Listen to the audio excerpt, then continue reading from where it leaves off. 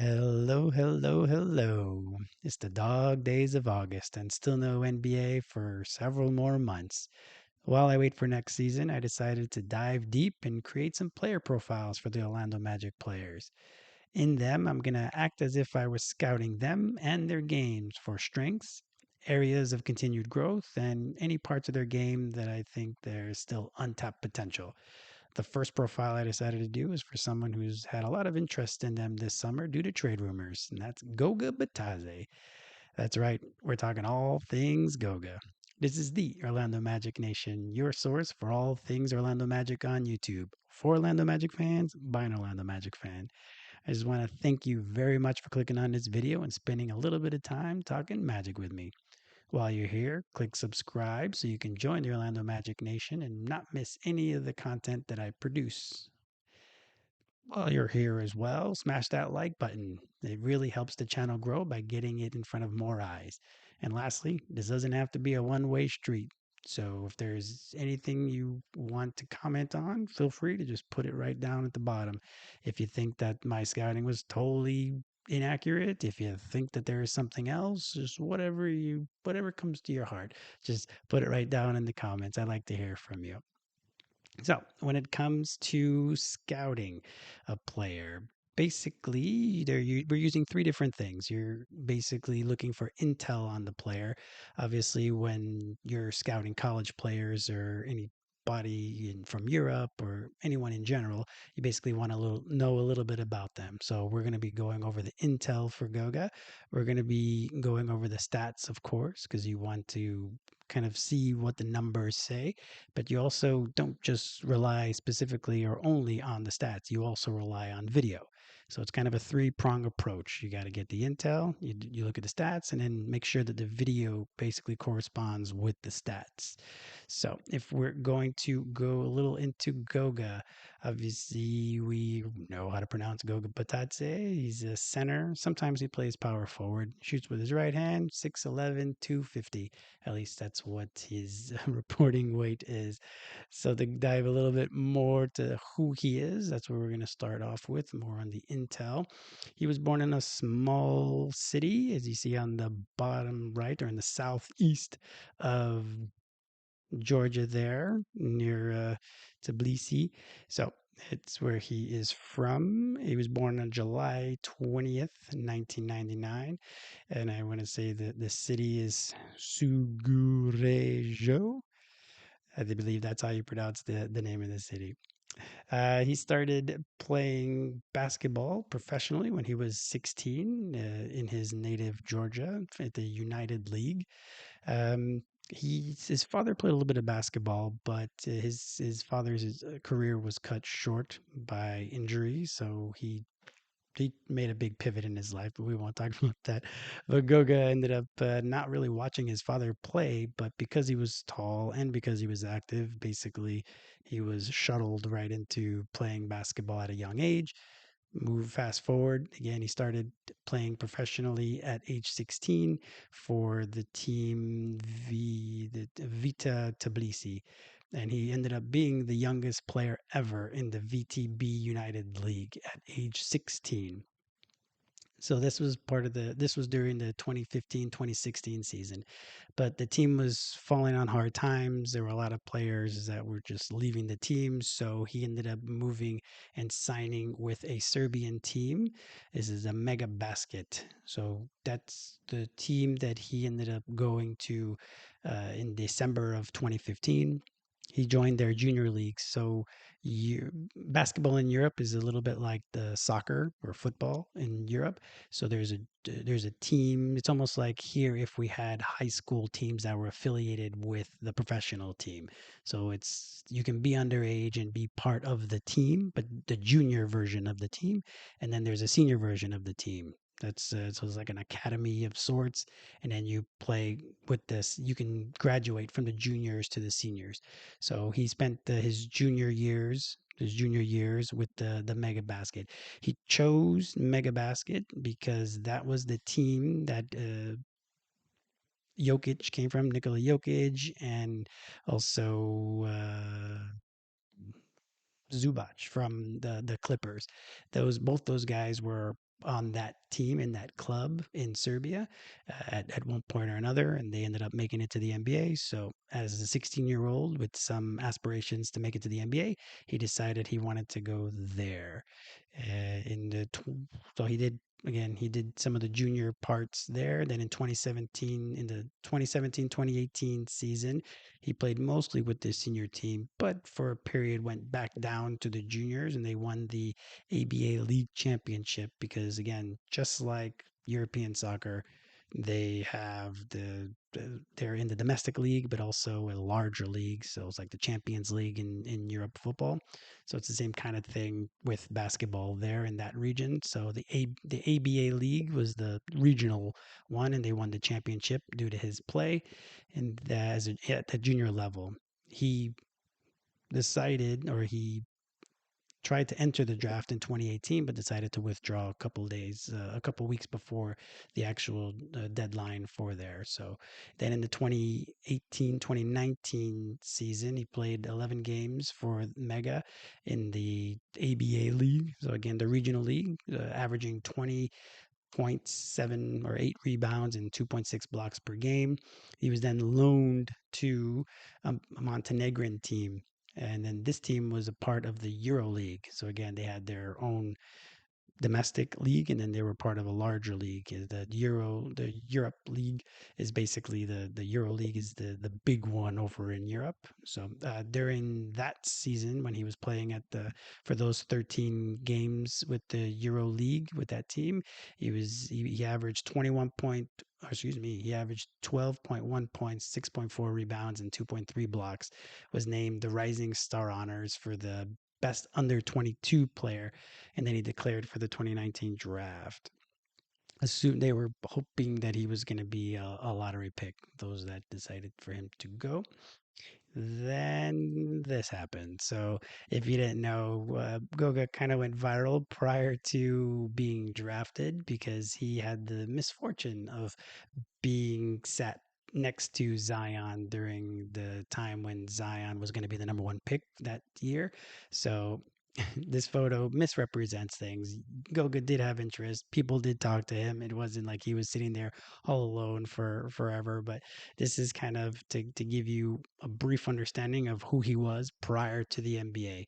He started in Georgia. That's not a place that most guys go to the NBA, except for I think his favorite player was Zaza Pachulia, right? So there wasn't that many players that have made it from Georgia to the NBA.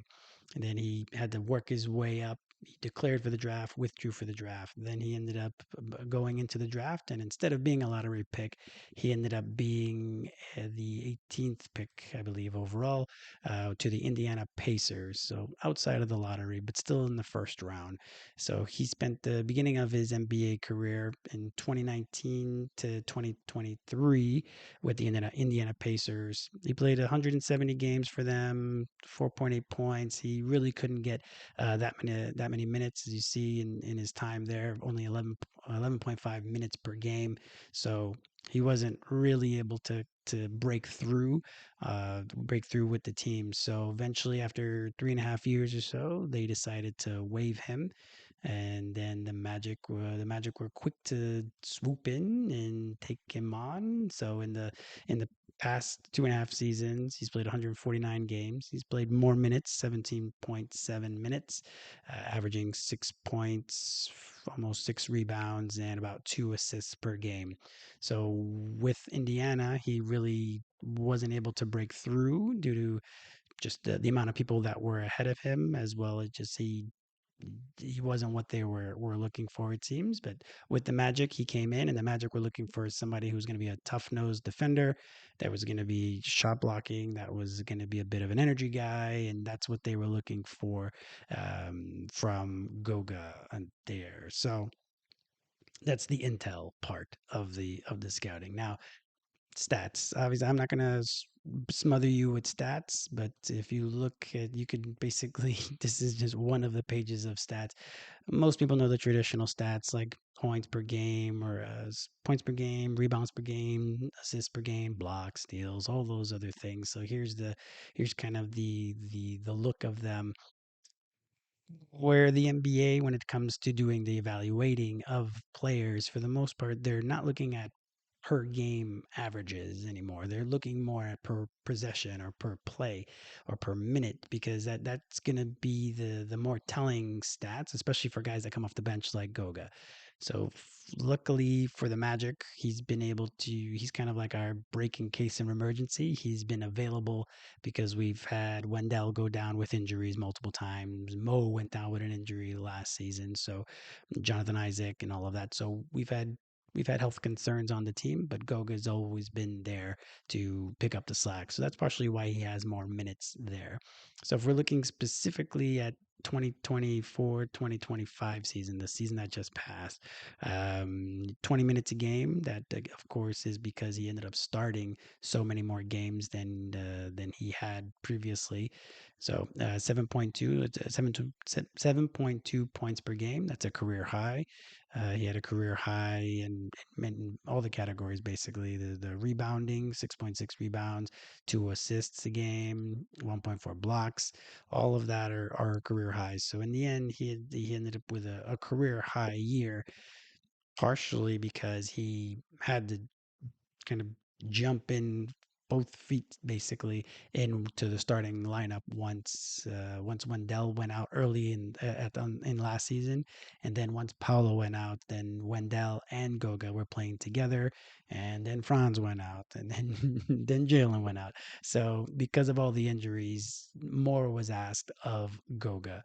If we look at some of the other advanced stats, there's the offensive ratings, defensive rating, then the offensive rebound percentage, defensive rebounding percentage, true shooting, effective field goal rate. Those are the ones that we look for the most. Like there's other stats, there's tracking stats, there's how many miles did he run in a game, and there's a lot more stats we have now because of the cameras that there are in each one of the league arenas right now. So there's so many more stats, but the traditional ones work. There's far more advanced ones that we'll go over a little bit as well. But just so that you see, these are some of the stats that we're gonna look through on here. Just that last line here, it shows the last one here is from Cleaning the Glass. It's a website that gives you a lot more details, and it also puts things into percentiles for their group. So he's a big, as he's a center, sometimes plays power forward, so he's considered a big on that website. So here, as you see, his usage was 14.4% for the year, which for bigs is only in the 39th percentile. His points per shot attempt was pretty high, partially because of how efficient he was, since he shoots very close to the rim. So he was 78th percentile. 70th percentile for assists at 13.9%, his assist to usage 84 percentile, and his turnovers, as you see, at a 15% turnover percentage, which is in the 36th percentile. So that's something that, again, we'll talk about areas of improvement and areas of strength, but these are the things. Now, when you're evaluating a player, you basically have to evaluate what their role is, right? So we can look at these stats and be like, wow, Goga only scored 7.2 points per game when Paulo scored 25 and Franz scored 24, and that's that. But Goga's role is not to be the scorer on the team. Goga's role is to play defense, is to shot block, it's to rebound, it's to is to run the dribble handoffs and screen and stuff like that. Be energy. That's not the scoring is not necessarily his responsibility. Now, if he scores 20 points, great. It's like found money. If he, and dishes out 10 assists, great. Again, found money. But that's not his role on the team. Now, his role changed during the season. He originally started off again as the kind of the third string on the team, and then once people started going down, then he jumps right into the starting lineup. And then all of a sudden, instead of being a third string who wasn't going to see much playing time, now he's a starting center in the NBA. So what does that mean? Okay, that means now he's with the first team. That means he's going to get more points per game. That means he's going to get more minutes. That means so everything gets ramped up in that respect. Then once everybody started to come back and once we started being healthy again, then his role changed again. So that's the thing really to look at partially when you're evaluating someone. You're looking at their role. So again, for us, really, he's a lob threat. He's a rim runner, interior defender, shot blocker, rebounder. That's his role basically on the team. And as you see by some of these numbers, he plays his role really well. Like the shot blocking is it's up in the higher percentile for the amount of time he spends on the court, for the amount of shots that happen while he's on the court. He has a very high percentile in block shots and shots affected and things of that nature. So that's the biggest thing. So we're gonna toggle back and forth between the stats and the video. So we're gonna start the video portion of it now, just so we can see on here. So shot blocking. Shot blocking is, I would say again, it's partially the number one reason that Goga gets playing time. Due to injury, unfortunately, he's gotten playing time anyway. But when everybody's healthy, he's a mix and match guy. So he's one of our more traditional centers because he's more close to the basket. He's more there for rebounding and shot blocking. So, obviously back in the 90s, the centers would also score lots of points as well, and we have a few still in the NBA now, and the centers are kind of all they're on their way back, let's say.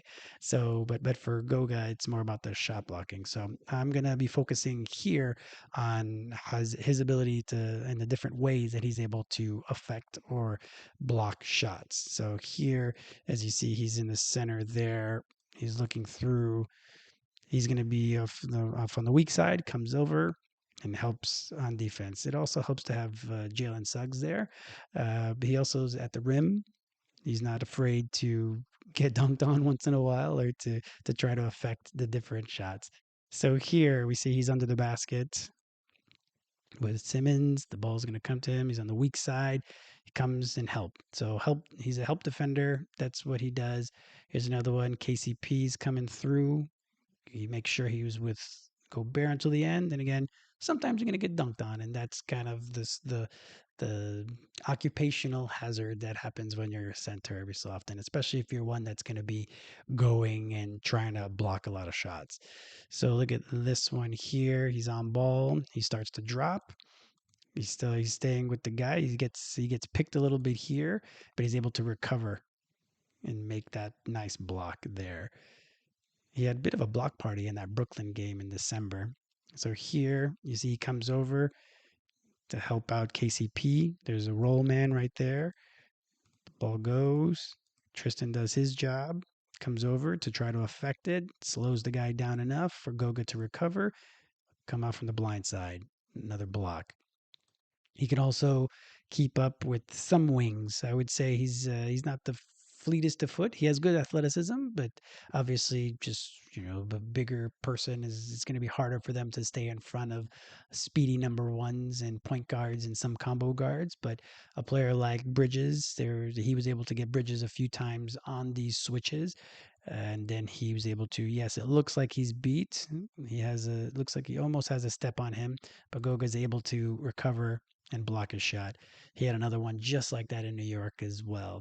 So in this last one here, there he is. He's on ball again. He's on ball. He's able to move his feet, keep his feet set, keep himself down. Don't take the pump fakes. And rejected. Like I said, he had a bit of a block party there. So another one of the strengths for him is rebounding. So in a lot of the stats, they talk about offensive rebounds, defensive rebounds, offensive rebounding, defensive rebounding, and total rebounding. So really, ultimately, basketball isn't the most difficult sport. They call everything the by the four factors. That's something that is also really key when you're scouting a player or scouting. You're looking for the effective field goal rate. Basically, you're looking for effective field goal rate, but you're just trying to get good shots. And normally the effective field goal rate is going to take into account 3 pointers, free throws, and field goals, so that it's kind of a all encompassing number basically. So obviously the higher the EFG, the effective field goal percentage, that means you got better shots. So obviously you're trying to get better shots on your end and trying to limit the better shots on the defensive end. Then the other thing is obviously you don't want to turn the ball over, because again that ends your possession and you're trying to score more points than the other team. So the amount of times that you turn the ball over and the amount of time you turn over the other team is an important factor, right? And then you have the rebounding bit, because if you're controlling the glass, that means if it's the defensive glass, then you're controlling the defense. That means you've finished the defensive possession and now you're switched over to offense. The same with the offensive rebounding. All of a sudden now you have an extra possession, an extra play within your possession, right? So you're able to increase your opportunity to get a good shot. And then lastly is your free throws. So don't foul. That's the ideal, is so that you're not fouling so much, and then you're drawing fouls, because that's the thing that those are the four factors: shooting or finding good shots, not turning the ball over, being good in the rebounding, and then making sure you're getting to the free throw line for easy points. So those are the four factors on here. So if you look here, when we're looking at the rebounding is the one that I'm looking for most here. So there's a lot of numbers, and basically you're looking for colors. Colors make it a bit easier, a bit more palatable for some people that might be nervous with the numbers. But anything more in the red or the brownish red, let's say, those are higher numbers. Those are what you want, and anything in blue are the things you don't really want. So this has the on court, when he's on the court, and when he's the difference between the on and off. So it's not necessarily on and off. So anywho, the when he's on the court, as you see on offense, well, actually we're looking at defense. So let's focus on the defense here. So when we're looking at the defense there, we're looking for, again, effective field goal rate. So the effective field goal rate while he's on the court is 59, so which is pretty good. It's above average, let's say, for the bigs, and the offensive rebounding is at 86% of the rebounds available to them. So he's in the 86th percentile, excuse me, with 25.8%. So while he's on the court, the team has more offensive rebounds. So that we're going to go through some video now that we're going to show you on there. If we look at his offensive rebounds specifically per game, he had 2.4 offensive rebounds per game. And again, like I mentioned, per game isn't really the thing anymore as much. It's more about per 100 possessions. So per 100 possessions, he would have 4.8, 5.8 offensive rebounds per game. So here's against Minnesota. So he's looking for to make sure that Rudy Gobert, he has a body on Rudy. So make sure, boop, there you go, easy rebound. Now, the way the NBA is now, a lot of the times the guys aren't have to do the work in advance too much anymore. So if we continue this, we move on. The same thing. Like we'll see that his big focus is to make sure he knows where Rudy is. So again, out of the corner of his eye, he sees where Rudy is. He see Rudy's coming in, puts a body on him, and that's that. So he is putting a little bit of work in advance, but it's not the same. So here, the same. He comes over to help. It goes to locate new Orlando Magic teammate Orlando Robinson. Comes over, puts a body on him, blocks out, gets the rebound. Same thing here.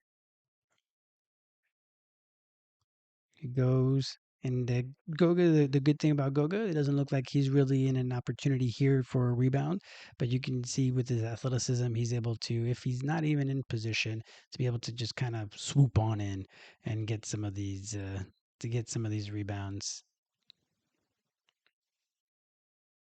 So here's Dame.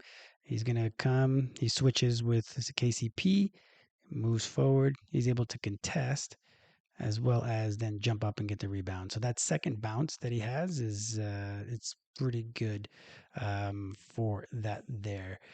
Now the I would say the thing for him to improve on defense is the fouling, because he, as you see, his footwork is pretty good. He's able to get where he needs to get, and he's able to stay in front a lot of the times of the smaller, let's say the wings or maybe few combo guards that are not as fast, or some of the older ones, let's say. But it's the fouling. So here we see him. He's with Steven Adams back in the corner there. He's there. He's going to come on over. Sees Shangun going. So instead of going using verticality, arms come down, foul. Same thing here. Happens to be them again. So the Rockets again. So Green's coming by.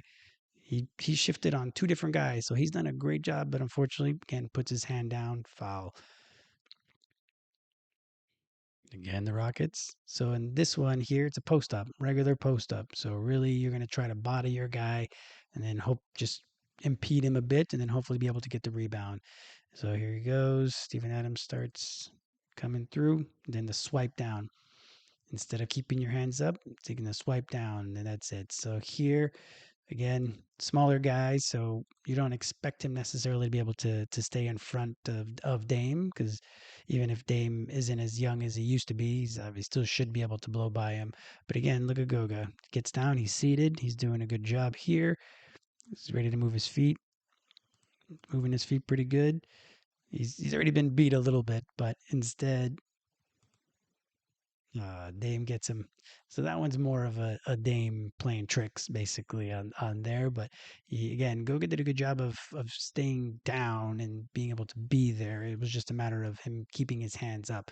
And I think that's something that if he were to not come down as much with his arms instead of just keeping them up, then at that point, that's really where where he gets in trouble. So he files about 10% more than the league average. So he doesn't play that many minutes for him to be fouling or have that many fouls ultimately. So I think that it's more the arms. Like he does a again, it makes sense because that's partially the way the Magic play defense. The Magic play defense, not by fouling, but they're very aggressive. So it's understandable that he's gonna put hands on people. But in this league, they're tricky, just like what Dame did there. He's just gonna he feels his hand on the shooting arm, and he's gonna come up and be there. So he's gonna maybe have to do a quick jab there first, and then be able to start going back there. Now, offensive rebounding. So we saw in the stats talking about it earlier. Offensive rebounding is something that is a strength of Goga's. Now, at times, I wonder if it's partially because he doesn't have the best touch always near the rim when he's moving. So in this clip here, there we go. He's gonna do a step through, but he's got a quick second jump, so he gets that. So that ends up being an offensive rebound, right? So we move over here. KCP unfortunately missed, so he's up again. Nobody's bodying him, so he has free reign. So he could tip it in. One tip, quick second jump, two tips. So again, two rebounds on that one, and an offensive rebound. Here, no one again. No one bodies him at all. He basically wins the game there. Here, he goes through, and again, like I mentioned before, he's athletic enough that if he's not in the right position necessarily, he's still able to kind of jump right in and then swoop in and be able to get these tip ins. So there's one in Miami. Same thing here. Look at where he is. Look at where he is right now. He's all the way at the 3 point line, a step behind the 3 point line. Tristan's gonna shoot. Just gonna go off the glass. Whee! There's Goga for the tip in. So that's that. Offensively, we talk about we'll go back into the stats a little earlier or a little later on. But if we look at it, another strength for him is not just the offensive rebounding on offense; it's the pick and rolls. So now we're going to show a couple plays here that he plays pick and roll, and he ends up being the lob threat. So like I've mentioned, there's been a lot of talk about the Magic need to get a rim running center who can play above the rim and shot block and do all that stuff. And for me, we have one. We have one right there. Goga, pretty inexpensive contract. He's doing everything that we would need. So you can either put him in, or I don't know, if we were to get, let's say, Nick Claxton or somebody like that, I would feel it'd be very redundant ultimately. Goga would likely have to be in that trade, but I don't feel like those guys are so much more not experience, so just have so much more ability than Goga does that we would risk the financial impact and all the other things that come with a trade like that. So this section here is partially why I would say for me I would start Goga, but I understand those that what that treasure the versatility of Wendell a bit more. So anyway, so here we go again. I would call these more slip and rolls because if we see we see there we he has that one there. I was talking a bit much here. So here he has the ball. And he goes. So he doesn't even set a pick really. So it's more of a slip and roll. Whoop! Nope, no one stops ball. Boom! Alley oop. Same kind of thing here. Paolo. Here you go for KCP. He goes. He might get him a little bit, but it's more of a slip and roll. Boom! Dunk alley oop.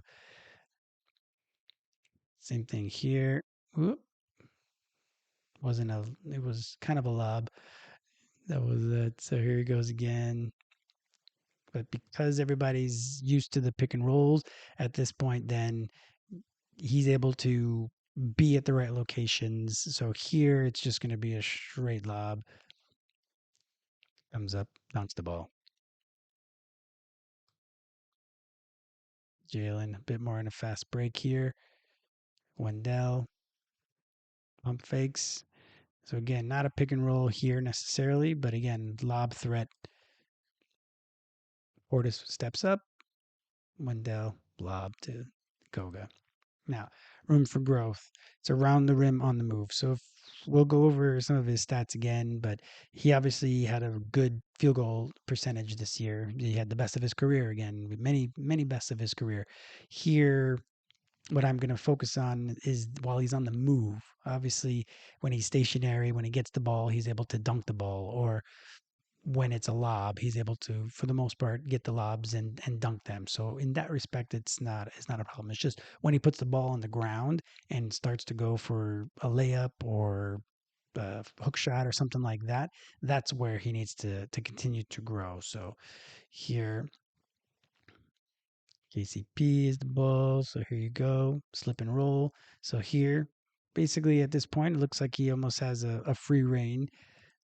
Now comes over, he's a big guy, so I'm surprised he doesn't just try to go for the dunk or anything like that, but he slips over, and that's a miss. So again, he's being creative. He's trying something new. He's using his left hand. He can shoot hooks with left and right. So he's ambidextrous in that way. But that right there you see was a miss here. So here's another one. Slip and roll goes, then he just misses it. So once he's on the move and he has the ball, it just feels like there's so often he just doesn't finish. There was another one there. There you go, slip and roll. Here he just rushes. He has the time. he has and there he puts his hands on his head. That's going to be something I talk about a little bit as well, just because it's something that it's noticeable when you watch a lot of his highlights kind of in a row and you're just focused on him. It's a lot of feeling sorry. He had another one earlier that I didn't point out. So again, here this last one here is to have the ball up. He puts the ball down too often so that small guys are able to swipe at the ball, get the ball out of his hands. That's another bit, a real small bit. It doesn't happen very often, to be honest. So this is a bit more of a nitpicky one. For there is that. Another room for growth, obviously, is the shooting. Everyone knows that. In that, if you watch Goga, you know that his 3-point shot isn't where he needs to be, and he just needs to expand his shot selection, right? So here we're going to go through a few clips here. This is again, it's a big game with a lot of stuff from Milwaukee. So here, right here, you see that he has his hands up. He's ready for the ball, ready to go. So all he needs for me, everyone's talking about him shooting threes. Sure, everybody wants to shoot threes. It's the NBA now. We shoot threes. That's what it is. For me, if he was able to figure out a Hartenstein floater, that little floater from mid range, like this shot here, that would already be such a difference maker for his offensive capabilities because then it expands his shot chart. It expands the geometry. It expands everything about his game. And then once you're able to score more points, as well as be a good defender and a good shot blocker and all of that, then you're going to get more time. That just is what it is, right? It's not something that you know, if you can't shoot, if you can't do anything, if you're one dimensional, then it's harder to justify having you on the court. So here, little floater, a little short. That's all he needs. Little floater. Here's another example. Pick and roll, gets the ball. Oof, just misses it. Here's another one. Well, first he's gonna work hard. We're gonna watch the whole clip. He gets the ball here. Another little floater. If he had that little floater,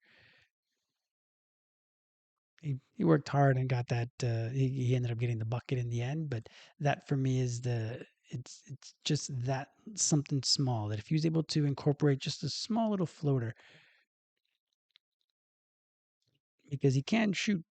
So here's an example, and then we're gonna have another example with the left hand. Pick and roll goes against Gobert, even left hand. So it's that push shot. If he gets that push shot, and he needs to develop the hook shot a bit more as well. But for me, it's the hook shot because what happens normally with his hook shots, he leaves them short. The next one he's gonna have is gonna be a little long actually, but it's a bit rushed. Just like that one alley oop that he rushes.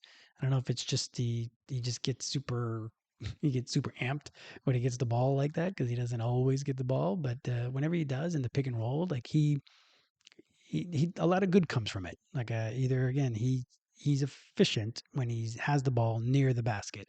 It's just on the move. He needs to get better at it. When he's shooting, if he can just get that Hartenstein floater, that's if he can get that, that'll be perfect. Continue working on his jump hooks on his left and his right.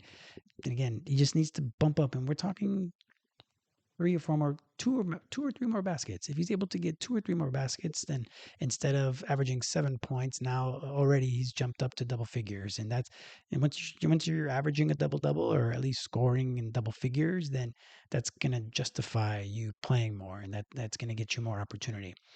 Now that's near the rim. Now when we're talking about jumpers, so obviously you're not going to do a push shot from from top of the key like that. So his jumper is not bad. It has okay form. It's just not something that he's been asked to use very much in the Magic. When he was with the Pacers, he had to shoot threes. He had a very different shot diet basically.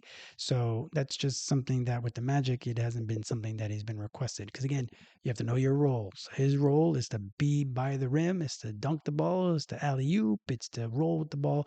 That's his role. His role isn't 3 point shooter on the team. Now, if he did, then that would be perfect. But right now, no one's respecting it. So look how far Gobert even comes out further, probably than most people will in this one. But he's going to shoot the three. This is one of probably his worst 3 point shots of the year. He shot 3 for 28 for the season, but most of his shots, like this one here, it's not bad. But watch Pirtle. Pirtle give no respect. He doesn't even try to pretend to come out to guard his three. But see, it's online most of the time. His three is online. It's not super off as like so many others on the team would airball so many more 3 pointers. Goga's is again pretty good. His free throw percentage also needs to tick back up to where it once was when he was with Indiana, but yeah, that's kind of what it is. So here, this is one of the three for the year. Boom! And it worked perfectly right there. So again, obviously expanding his shot chart, that's going to be the ideal for him. From what we've seen on social media during the summer, it seems that he's working on that, and that's the thing that he's working on. It's nice. Again, it's nice to have a floor spacing big, especially again with this team. The team that's coming into this upcoming year, the 25-26 season, we obviously are going to be hoping for way more threes just with Desmond Bain being there and Tyus and all of that. So if Goga can expand to shoot threes, great. For me, I just want the Hartenstein floater. Just get the Hartenstein floater in there, and that's going to open things up for him. It's going to open things up for everybody else. So You can do the jump hooks if you like. That's fine. But for me, a nice little Hartenstein floater, that'd be the thing that would really expand it. And for me, like I mentioned, this is a nitpicky one, and it's I'm not a body language doctor like Bill Simmons, but his body language so often he brings his head down.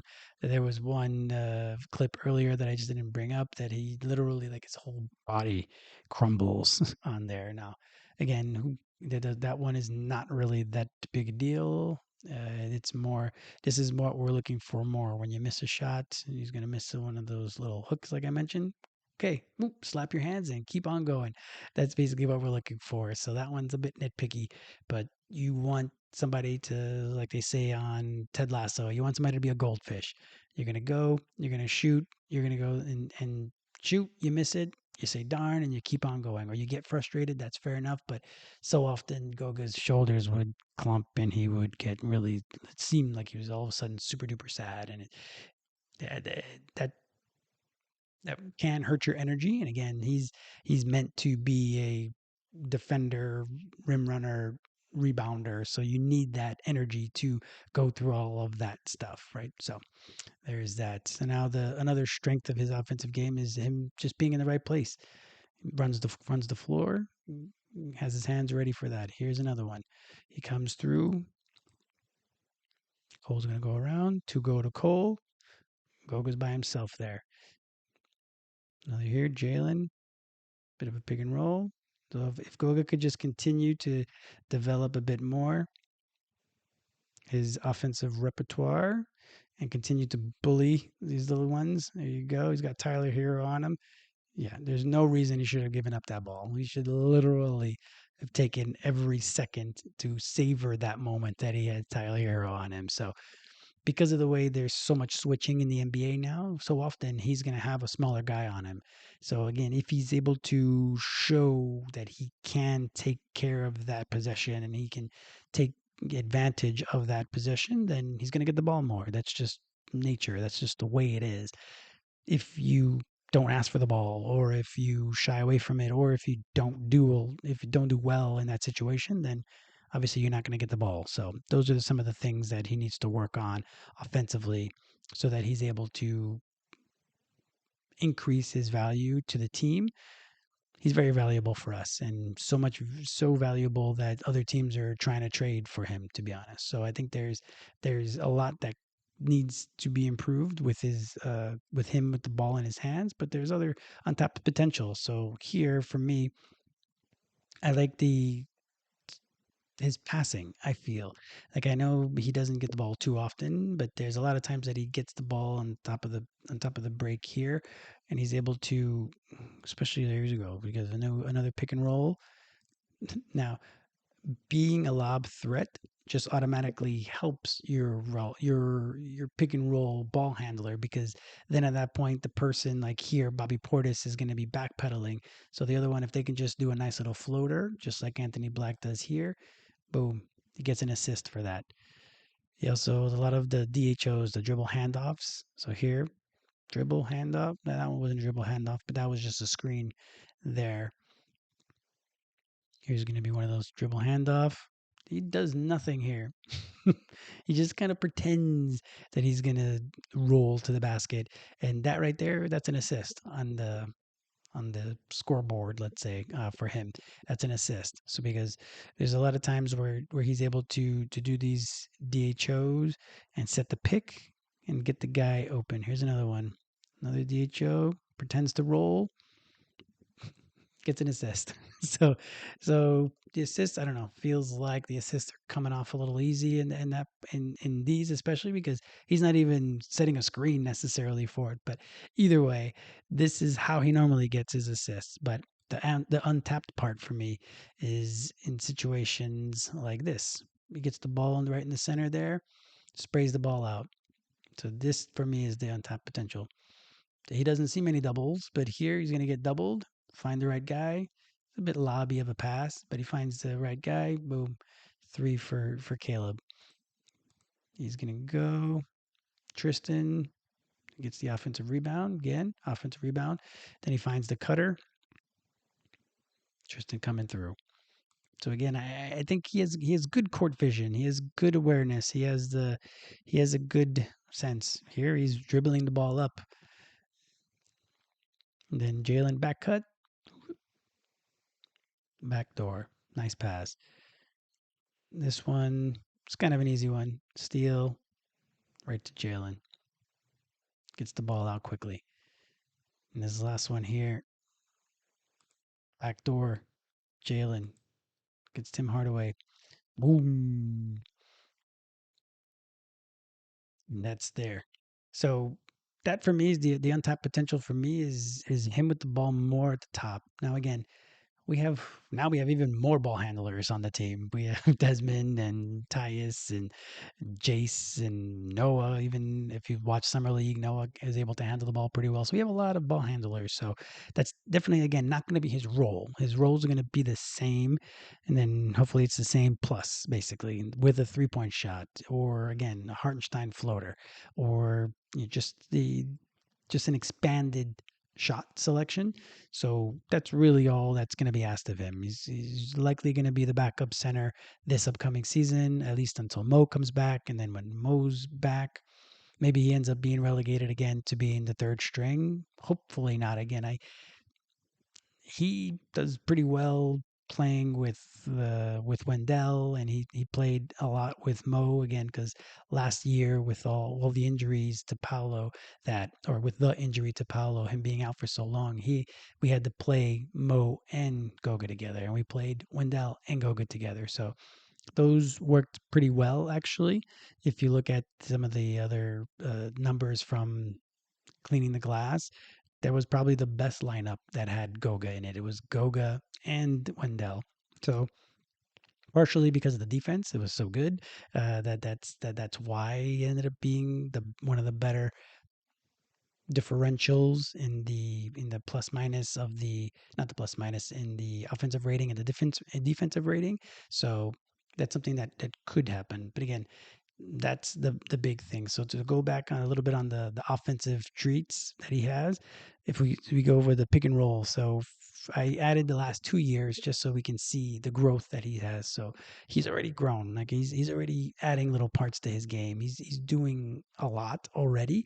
So again, he had career highs this whole year. So it's not that he's doing poorly, but if we look at this point per possession, it's 1.16 points per possession when he's the roller for the pick and rolls, which is the 64th percentile. So better than average for, let's say, for a lot of the NBA basically on there for that. It helps his effective field goal rate. It's at 60% for that. Then it just says if how many and ones did he have, how many shots he had. So it was up from last year was 1.15 and now it's 1.16. So hopefully he's able to increase that as much as possible as well. So for see that's the basically it. So that's kind of my quick I guess has been almost an hour worth of of a player profile, but I just wanted to thank you again for watching the player profile. For me, I think a big year is coming for Goga. I think he's gonna do at least what he's showing in his social media now is his 3-point shot. It's looking pretty good. Like I said before, it looked pretty good before, but again, his role isn't going to be 3-point sharpshooter. That's going to be more Tyus or Desmond or any of the other guys on the team. So continue to do his work, continue to be the rebounder that we need him to be, continue to be the person to jump in whenever there's an injury, continue to be the shot blocker that we want, continue to do all the things that he does. But if he's able to shoot a bit better, that'd be great. If he's able to not chase blocks, that'd be great. Not foul as much. So some of the things that we talked about. So really, it's continue to be the good shot blocker that he is, continue to be a good pick and roll player that he is, continue to pass the ball as efficiently as he has, and try to foul as much, try to develop a bit more of a range on your shot. Other than that, we're all golden. So hopefully we keep Goga. Hopefully Goga is not going to be a casualty of our ballooning salary, and we're able to continue having him on the team because he's an integral part of this team. So I think that's pretty much all I have to say about Goga for today. So really, I appreciate you watching the video. Click subscribe so that you don't miss any of the other player profiles that I'm going to be doing for the rest of the summer, as well as joining the Orlando Magic Nation. I really appreciate it. This little channel has been growing in the month. I've only been doing it for about a month, and it's grown more than I could have anticipated. So I appreciate you for sitting through this, listening to me talk about Goga, and get ready for more by clicking that subscribe, clicking the like button, and again, in the bottom, if there's anything that I missed, anything that you want to say about Goga that you think I didn't mention, feel free to add it to the comments. So I just really appreciate you. Thank you very much, and I hope you're having a great day.